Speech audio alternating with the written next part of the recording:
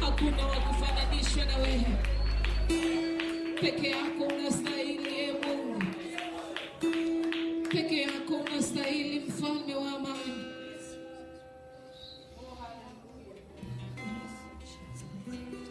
We love on you, God. We love you this morning, Jesus. Tunakupenda mfalme wa amani. Tunakupenda wewe Mungu usiyeshindwa. Tunakupenda maana ulitupenda mwanzo, Yesu. Oh Yesu, tukulipe nini? Vyote tulivyo navyo ni wewe umetupatia, e Baba. Tukufananishe na nani? Unafanya mambo wanadamu hawawezi kufanya. Unaponya magonjwa wanadamu hawawezi. Unatoa jawabu wanadamu hawawezi kutoa. Wanadamu wakitukataa wewe unatukubali.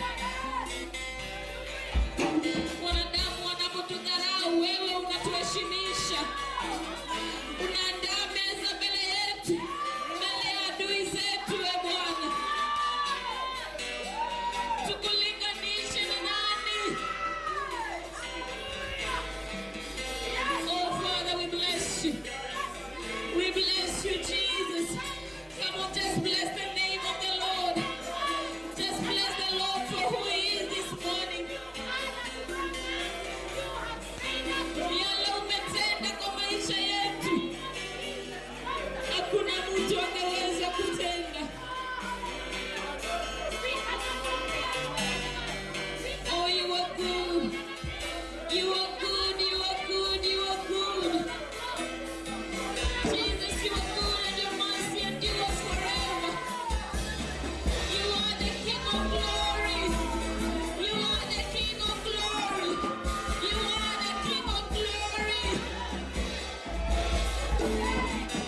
We join the 24 elders today, oh God.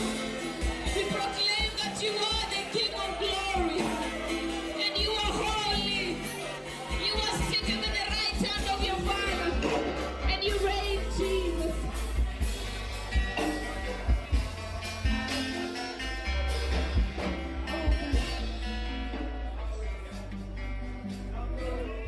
Lord, we lack even words to worship you with today.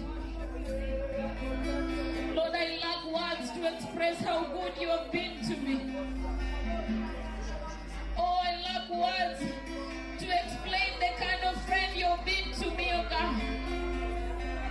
I lack words to express how much you have come through for me, my God. Can somebody just worship the Lord in this place? Just lift up your worship towards heaven. And let the heavens know that there is someone who is grateful today. Jesus, we are grateful for who you are. We are grateful for your son, Jesus. We are grateful that you died for us, oh God. We are grateful that you have chosen us, oh God. We are grateful that you have a plan for us to give us a hope and a future. Oh, we love when you. We love when you.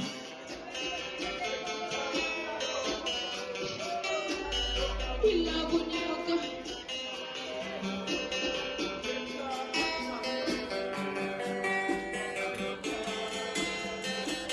We bless your name, Jesus. You are the great I am, oh God. You are the great I am, Jesus. You are the great I am, oh God. Mahali nimefika leo ni kwa nguvu zako, ni kwa uwezo wako, ni kwa maajabu yako. Nimegharimu mkono wako, Yesu. Nimegharimu mkono wako, Bwana. Where would I be without you, Jesus? Where would I be without you, oh God? Where would I be without you, my God? So I offer my worship unto you. I offer my worship unto you, oh God. For where would I be without you, Jesus? Where would I be without your hand, oh God? Where would I be without your guidance, oh God? Where would I be without your teachings, my God? Oh, Father, we bless your name. We glorify you, Jesus. We love you, oh God. Thank you for your grace. Thank you for your hand upon my life. Come on, give him a shout of praise. He is worthy. Hallelujah. Give him a shout. Glory be to Jesus. I take this opportunity. Today is fast of today the first Sunday of the month, and we are going to partake the Holy Communion. So I'm not the preacher today. So I would like to invite our preacher today. So put your hands together as I call Evangelist Nelly to give us the word.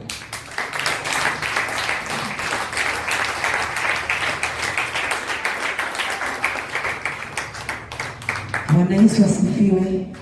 Bwana asifiwe tena kanisa. Mupo kabisa. I just want to thank God for this wonderful opportunity, for the man of God, Senior Pastor Milo Minambo, presiding Pastor Christine, all my elders, all my evangelists, all the men and women of God, all other leaders, our women leaders, the youth leader, the men leaders, Sunday school leaders. I bless all of you, and may the Lord of God Almighty bless you for even coming, for even each and every person that have come in this place. Na wakaribisha wote, and wacha tukaombe juu ya neno. Baba, katika jina la Yesu Kristo nakushukuru kwa sababu ya mchana ya leo. Asante kwa sababu ya nafasi ambayo umenipatia Jehova. Ninaomba ukaondoe yaliyo yangu Jehova, na ukalete yaliyo yako Jehova. Na ninapoenda kunena Jehova, naomba Roho Mtakatifu akapate kutawala, akapate kutakasa mdomo wangu, akatakase pia neno lake, maana neno lako ni uhai. Na ninaomba neno hili ambalo tunaenda kuhubiri siku ya leo Jehova, ikapate kufungua watu wako, ikapate kuwapatia imani, na ikapate kuendeleza kwa njia nyingine, ama wapate kuwafafanulia mambo mengi katika njia nyingine ama zote. Katika jina la Yesu Kristo tumeomba na kuamini. Amen. Asanteni. Karibuni sana. Today my message is very short. Maana naona only 25 minutes. And I pray that God will lead me. We are going to talk about altars. And I thank God for the man of God. Ameanza kunena kuhusu altars. And today as we speak here, we have seen the goodness of the Lord. Maana amefanya jambo ya maana sana. And we can see that the goodness of the Lord is not by what sisi tuko tunafikiria tunaweza kufanya, lakini tulipo nena jambo na Mungu akawa katika hiyo neno, ndio anasema Mungu usema he does what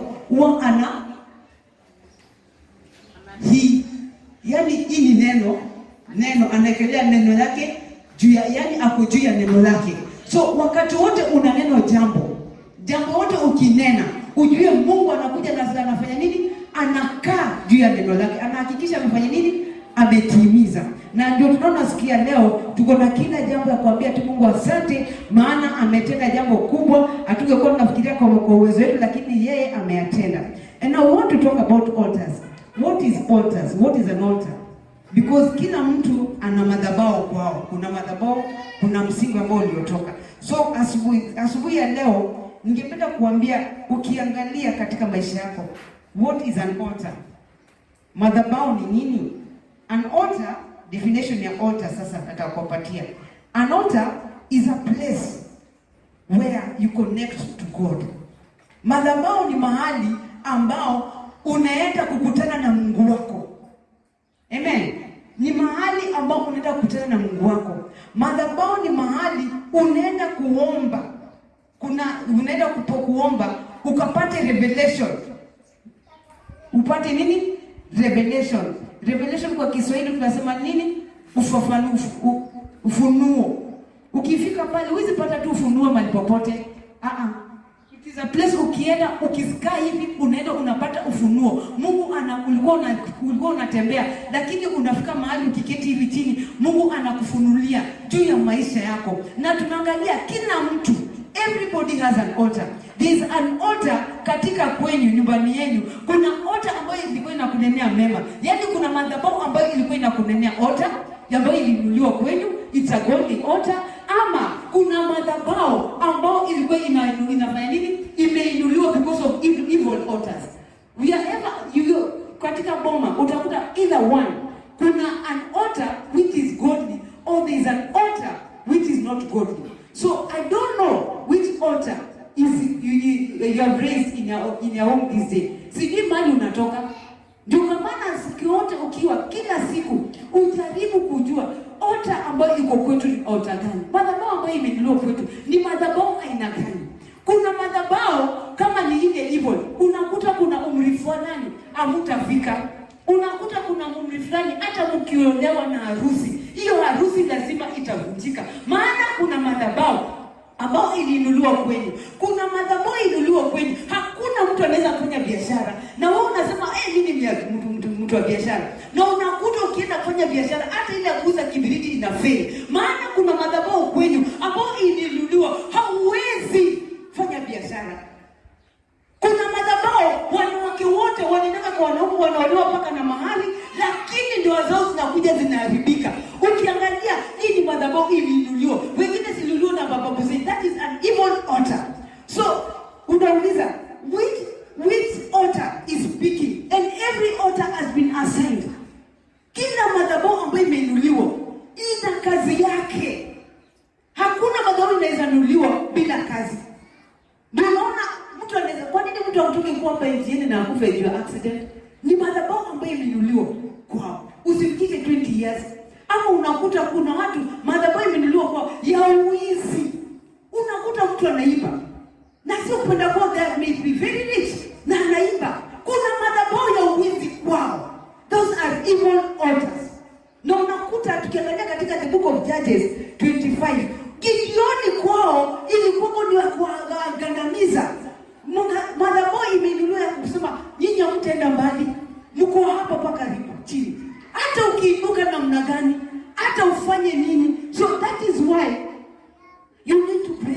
kind of altars. So you have to know this altar that have been raised in our place. Hii iko na misingi ambayo imeinuliwa, madhabahu imeinuliwa kwetu. Ina misingi gani? Ina jambo gani kwetu nyumbani? Unakuta hata kama ni mtumishi wa Mungu, anaweza kuwa ni mtumishi wa Mungu ndio, lakini kuna madhabahu kwa iliinuliwa. Hakuna mtu anaweza fanya kazi ya utumishi, hakuna mtu anaweza kuwa pastor pale, hakuna mtu unakuta kwa zingine, hakuna mtu anaweza hata kujenga. Juu zile madhabahu imeinuliwa kwao. Lakini sisi wa Kristo, I thank God sisi tumekuwa ni wa Kristo, lakini tumeshindwa jinsi ya kuinua madhabahu za kwetu.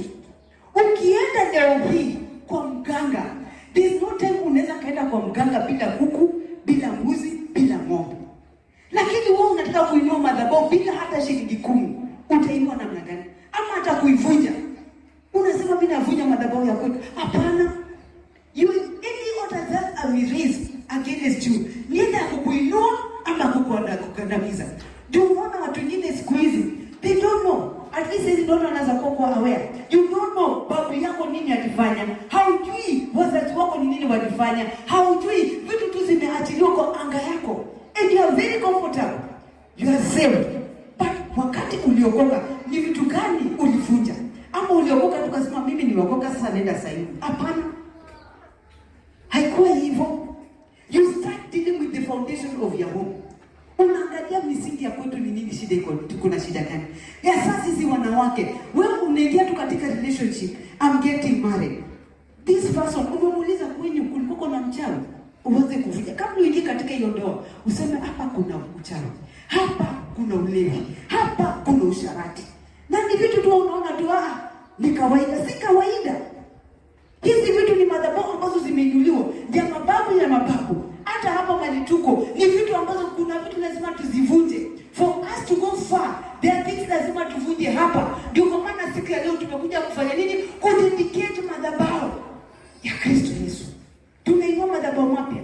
Kama kulikuwa kuna madhabahu ya uchawi, kama kulikuwa kuna madhabahu ya usharati, madhabahu ya ulevi, madhabahu ya kugandamizwa, tunaenda kuinua madhabahu mapya hapa. Ndio hata wakati sisi tunapokuja kuleta masadaka zetu hapa, tuleta maombi hapa, ikapate kusikizwa. Na madhabahu haiwezi inuliwa bila chochote.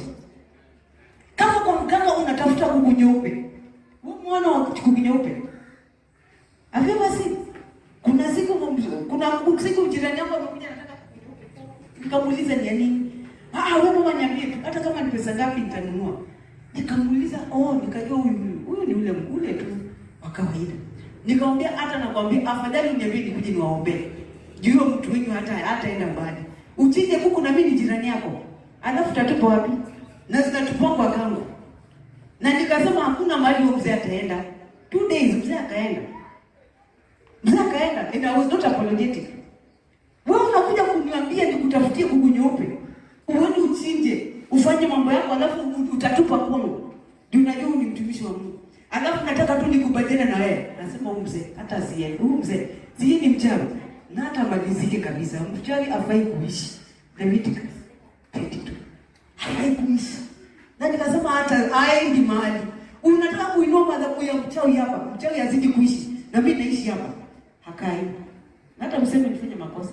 Mchawi anatafutiwa kuku nyeupe. Isije nipatie kuku ni kule. Aniambia mama njoo uombe. Uende ufanye mambo zako alafu mlete hapa kwangu. Hapana. So there are altars. Why do you need an altar? Kwa nini unataka altar? For when anytime wakati uko na madhabahu kwako nyumbani ama umeinua madhabahu, one, you are very safe. Unakuwa na nini? Usalama. Ubaya wenu ni vile amutaki kusikia. Amutaki kujua. Wewe unaishi tu. Niliwaambia kuna siku niliwaambia I thank God this office of mine alipeleka alienda kainua akona a special place of pass. Pali ameweka madhabahu anakutana na Mungu wake. Unaona Muislamu anatafuta mahali tu hata kama ni baraka aende atakutana na Mungu wake. Na sisi wa Afrika, sisi wa Kristo, sisi tunafanya hiyo kazi kweli? Tugumu sana. Alafu nasema watu tutachukua mali ya nini wa mataifa. Inakungojea wapi? Inakungojea wapi? That is why. And also, madhabahu is a place of hope. Unaweza kaenda kulilia Mungu na akasikia. Juu kuna tumaini wakati unaenda kukutana na Mungu wako pale. Kunayo tumaini, ndio kwa maana umemkimbilia yeye. Juu kuna kitu unatafuta kwa Mungu wako. Tena tunaona madhabahu, it speaks peace. Inaenda kunena nini? Amani. Ndio wakati wote ulikuwa unaona Mungu akitaka kuinua mtu, alikuwa anaenda mahali, jambo ya kwanza anafanya nini? Anaongea nini? Amani. Anasema amani iwe nawe. Wakati alikutana na Gideoni, amani iwe nawe. Wakati alikuja kwa Abraham, amani. Kwanza it speaks what? Peace. Inanena amani. Na kama madhabahu yako haiwezi nena amani, kwa nini uinue madhabahu mengine? Because wakati unataka kuinua madhabahu, kuna specific things you're supposed to do. Characteristics ya nini? Ya madhabahu. Moja, madhabahu yako lazima iwe service. Wewe umeinua madhabahu. How do you maintain your altar? How do you maintain your altar? Because every altar has to be maintained. Ndio unakuta kila wakati kuna wakati fulani mganga, watu lazima, kama wewe umesiwa kwenda kwa mganga, lazima uende ukatoe nini? Ng'ombe, mbuzi. Hapana, ni blood. Because the life of a person is in his blood. Sio ndiko? Ama hamjui hivyo? The life of anything is in his blood. Damu kama hakuna. Hauko tena hai. So that is where unaona lazima waende wakapeleke sacrifices. But as those who are believers, you can be a Christian but you are not a believer. Wewe ambaye wewe ni muamini, wewe, how do you service your altar? Because the altar, characteristics of an altar, it has to be serviced. Lazima ukuje na madhabahu, ukuje na dhabihu kila wakati. Unasema hii ni service yangu. I'm servicing my altar. That's why there's a connection. That is why unaona there's a connection. Wakati wote au katika uwepo unakuta umetoka kabisa. You cannot maintain chochote ambao umepatiwa na taifa. You cannot contain anything ambao umepatiwa na mganga bila kupeleka kitu. Lazima upeleke kitu. Lakini wewe muamini, unaletanga nini? Don't just say unaleta sadaka peke yake. How many things are you supposed to do to maintain that altar? To dedicate yourself to that altar. And an altar, kama unaongea vibaya kuhusu madhabahu ambayo imeinuliwa, haiwezi kukubariki. Lazima uongee vizuri kuhusu madhabahu ambayo umefanya nini? Umeinua. You have to service it. Each and every time unakuja unasema, sadaka ya kuteketeza, sadaka ya nimetenda dhambi. Ukitenda dhambi usike sadaka hapo. Hiyo kutana na mtumishi wa Mungu kule, mwambie nimetenda dhambi. Usione kama ni mchezo. Ni kweli. Wewe hatufanyi hivyo. Mtu anasema mganga nimekaa sana bila kuona. Unaona pesa devil worshipers wote hapa tu devil worshipers. Si unaambiwa kila rank unaenda. Kama mtu anatoa paka bibi yake, anatoa paka mtoto wake. Isn't that not serious? Madhabahu ambayo ameinua. You see serious kwako? Because he wants to maintain that altar ambayo ameinua. He's maintaining it. It doesn't matter hata kama bibi yake ni mrembo sana. Lakini akaamua lete bibi yako ataleta. Lete ule kijana wako ataleta. Lete mama yako ataleta. Na sisi tuko very comfortable. Unafikiri hizi vifo ambavyo tunaona hapa ni za kawaida? Vifo ni za kawaida? They're not. And we are very ignorant. Sisi tumekaa tu ndani. Sisi tuko. Na alafu nasema watoto umezaa. Ujui umewazaa wapi? Ni madhabahu gani iko pale umeolewa? Ni madhabahu gani iko pale umetoka kwa mama nyumba ya mama yako, kwa nyumba ya baba yako? Ujazivunja. Na utaki hata kujiconnect na madhabahu. Ukainua madhabahu mengine ambayo inafaa. Ile inanena mema, inanena amani, inanena iko na nguvu. That is why this day, it is a very important day. Angalia, tafakari. Ni nini hiyo unaona kuna kizuizi ndani ya maisha yako? Unakuta kuna hata utasa. Watu wanakokotasa. Unakuta kuna kijana amesoma university lakini mlevi. Unashindwa mlevi ni nani? Na huyo mtoto anakuja ukiona kwa hiyo mama, uliolewa na huyo jamaa. Siku na wakati wajukuu watazaliwa, si ataanzishwa mlevi. Si ataanzishwa kwa kuanzisha baba yangu, babake alikuwa mlevi. Halafu unanyamaza tu. Instead of breaking that, how do you break it without an offering? Kwa mganga si mbuzi na nikwambia niletee mbuzi. And sisi hatutishi mbuzi. Just come with a nice offering. Weka hapo madhabahu zifanye nini? Zipigane. What did Gideon say? Baba ya Gideon alisema nini? Dragon can speak for himself. Nani alianguka? Dragon si alianguka. Na ule akasema nani? Baba Gideon akasema nini? Baba Gideon akasema nini? Dragon anaweza kujizunguzia kama ni Mungu. Na si alishindwa kuzunguza. Anytime umeinua madhabahu, inua madhabahu ambayo iko na nguvu. Because of kizazi chako. Ninyi wasichana ambao mjaolewa, wewe unataka tu unasema utaolewa kama umekande. Umeinua kwenye madhabahu ya kuolewa. Pengine kwenu watu wako naolewa. Na unafikiria mimi nitapana, njoo uvunje kama kuna dini kama katika maisha yako, katika kuolewa vunja hiyo madhabahu. Ya kwenye watu wako naolewa. And you think utaweza kuolewa tu hivi tu umekuja tu mimi nimeolewa sasa naishi.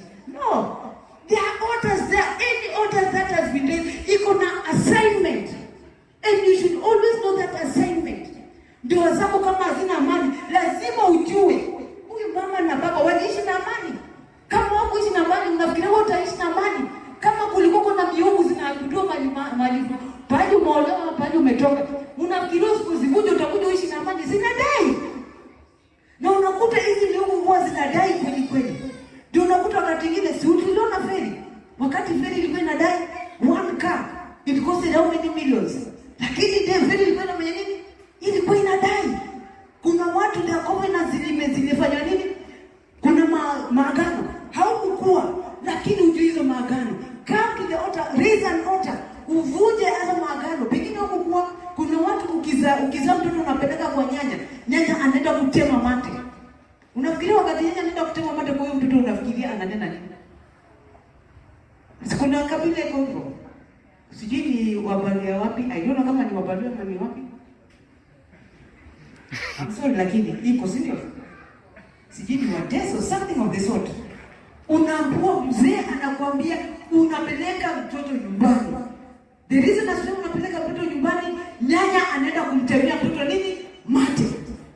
Unafikiria mtoto yakishatemea mate na huyo mnyanya ni mchawi. Mtoto ataishi. Atakosema kitu akili ni nyenye. Unasema umemdedicate. Nyenye. Hana amani. Ndio umempeleka tu nini? Another new madhabahu. Amenunua vitu vingine. Awe kama yeye. Awe mcheni kama yeye. Azidi kucheza usiku kama yeye. Halafu unataka kuvunja hiyo madhabahu. Utaki kuleta tu anofanya mvunje. Sema kama ile neno because saa zingine lazima utatibu mzee. Na wewe ukitoka hapo usikuje hapa. Usikuje hapa na mtoto.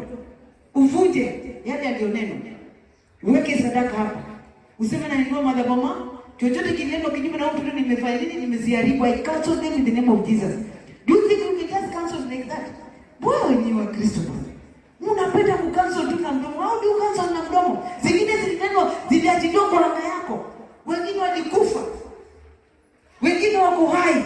Na alisema huyu, sasa zingine unaenda interview, for sure unaenda interview. Na unaambia, nimeitwa kazi. Midomo za watu nasema tutaona kama ataenda hiyo kazi, kama atachukuliwa. Unang'ang'ana. Kazi ipatikane. Inua. Atakwambia mimi nitafanya kazi. I'm putting something on my altar ya kazi. And anytime you dedicate your job, hadi ana nafasi hiyo. Ubaya you don't even dedicate those jobs. Unataka kuishi, unataka kufanya kazi. Unaangalia tu mshahara. Lakini dedicating your job huwezi. Why? An altar is to be maintained. You have to maintain your altar. Always calling upon the name of Jesus. Jehovah. Kila siku isikaishi kama hujafanya nini? Hujataja jina la Kristo Yesu. Hujainua madhabahu yako. Unaambia Mungu leo mimi niko naye. Ninainua madhabahu mpya. Chochote kineno juu yangu kinyume na maisha yangu, kinyume na watoto wangu, kinyume na biashara yangu, kinyume na familia yangu, nazivunja katika jina la Yesu Kristo. You have to call, you have to services, you have to maintain fire. Unaekelea moto kila wakati. Si ati wewe sasa unataka kazi unakuka naenda kuinua madhabahu mpya. Every day. Sasa wakati unashinda ndio unakumbuka I'm supposed to call the what? The name of Jesus. Hapana. Every day to maintain it. You maintain your altar every day. Ukiangalia vitu vingine haziendi, inua madhabahu. Usikae tu atuona kaa tu nde, hapana. The first altar tunaona katika the book of Genesis chapter 8. God told Noah. Genesis chapter 8.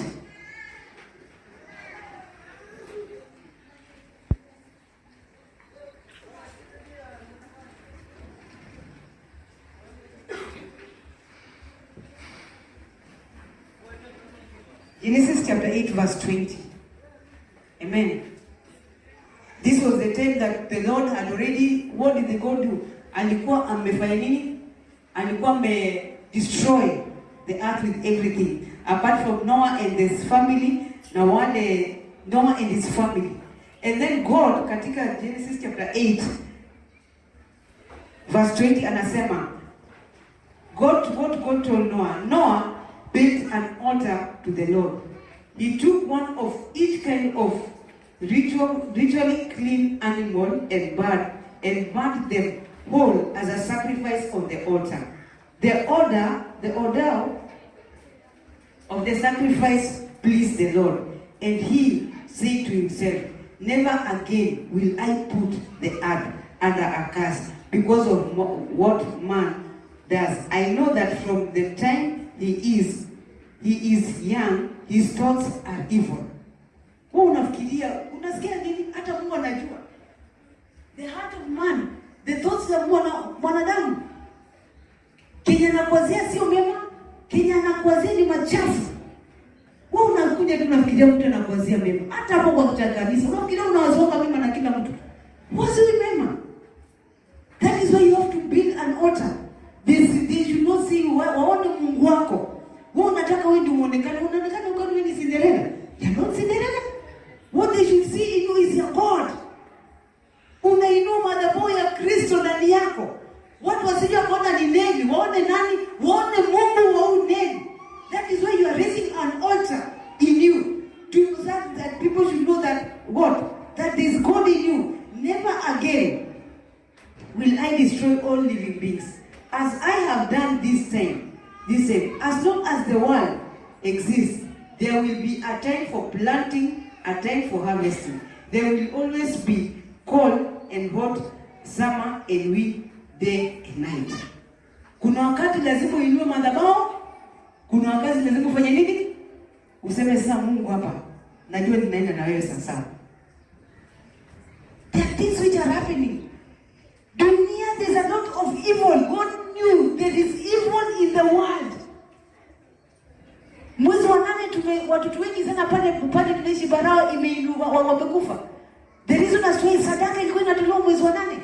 Na unabeba tu mimi unaona ni kontraza tu vizuri. No. Dedicate your pregnancy. Pale unakuta mtu anaenda. Mtoto anaumwa tu kidogo na anaenda. Mtoto anazaliwa unashindwa kwa nini ilifanyika? Mimi hata sijui. Mtoto amekufa hivyo. So many kids. Pale tunaishi kuna a spirit tuligundua. You go there. Welcome mtumishi, utakuja hapo. Na kutayarisha. Unafika pale kuna maroho za kugandamiza. Especially kwa wale wa Kristo. Unang'ang'ana hata kuweka choo tu mlango ya choo kwa bafu. Unang'ang'ana. You enter your house ati nitamaliza. Ukifika hivi maroho ziko. Kuna maagano pale. Za kugandamiza, unakuta hata pesa haupati pesa. Pesa zinaenda off. Unakuta hata kama ni kwa within 3 months hapo atakuwa umaliza. Hakuna. I think my sisters have experienced it. Iko pale. Unagandamizo, unajaribu. Wachawi na waganga, monitoring spirit, territorial spirit, wanataka ukae tu hivyo tu bila choko bafu yako. Wanataka ukae tu hivyo bila plaster. Especially kwa watu wenye wanajua Mungu wanagandamizwa sana. People are struggling. Ni maroho tuligundua ziko pale. Ndio sisi pale tuko na fellowship ya Wednesday, Mondays na Thursdays. Wamama tunakutana. Tunaomba tukivunja hizo maroho. Maana ni vitu za kugandamizwa, unafikiria mimi tena tu 2 months nishajenga. Bwana, unafika pale nataka kila kitu zifanye nini? Hakuna. Kazi ilikuwa na mzuri, hakuna. Kazi inaenda inaharibika. Ukikananga tu that soil, things become mambo mengine tayari. Na tumegundua hiyo roho. You are struggling. I thank God because my sister huyo mwingine atajua. Akifika pale tutamwambia tumemwandaa na mapema. Wachawi na waganga wanatawala pale.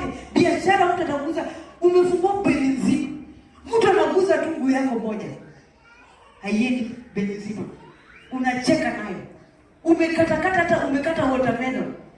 Unakaa hivi, unangenya na watermelon. Mara. Halafu lazima tusiinue madhabahu. Lazima tuinue madhabahu ya biashara. Kama pale wamesema watu watafanya biashara, lazima tutafanya biashara katika jina la Yesu. Ndio kwa maana tunainua madhabahu ya siku ya leo. Sisi tunainua tu ati hivi. Hapana. A greater, a supreme one. Ya hali ya juu. Amen. Msichukulie vitu tu hivi. I've come to open your mind. Wewe pengine hata university kwenye hujafika university. Na unafikiria watu wako kwenda university. What do you do? Inua madhabahu ya kwenye masomo. Jifungua hata maono yako. Uweze kwenda mali.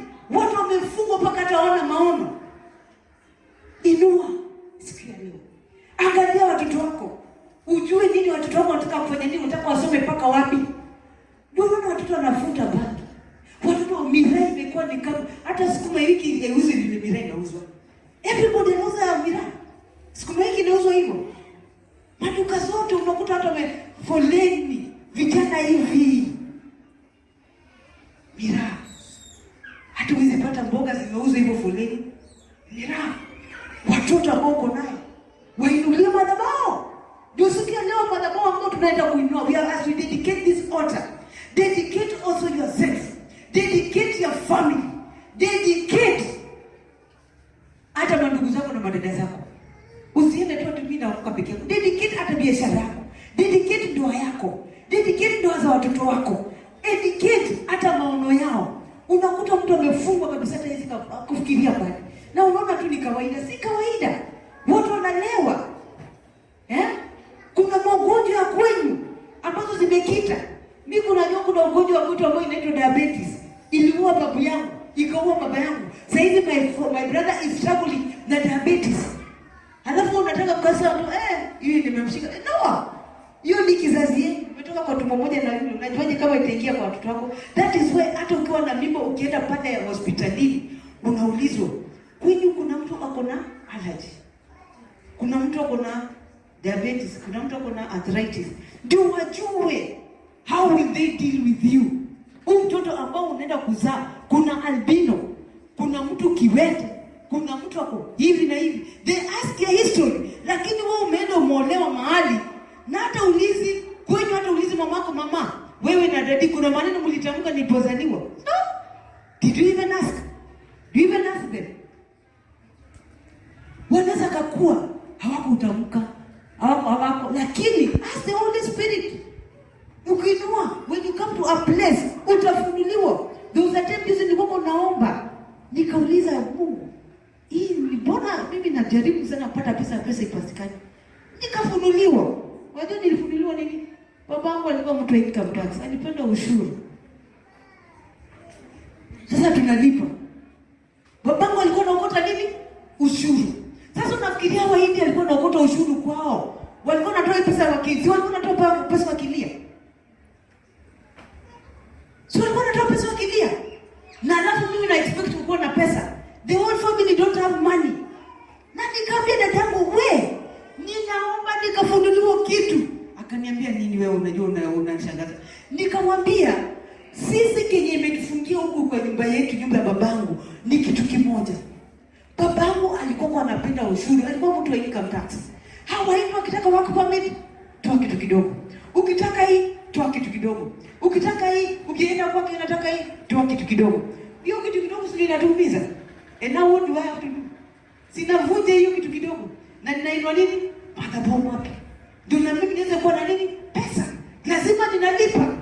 Unaona sasa nailipa na nilikula pendilisho na hiyo pesa actually. Kama ni school fees nililipa. Lakini naona I have to suffer. The whole family is suffering. Sasa zingine hata kurezi 1000 na kwa ni shida. Na mnafikiria ni mchezo. Nilipoa hivyo, babako alikuwa mtu wa ushuru, alikula ushuru. Sasa mbona imeshika the whole family? Nobody has money. Ni madhabahu aliinua nini? Ya ushuru.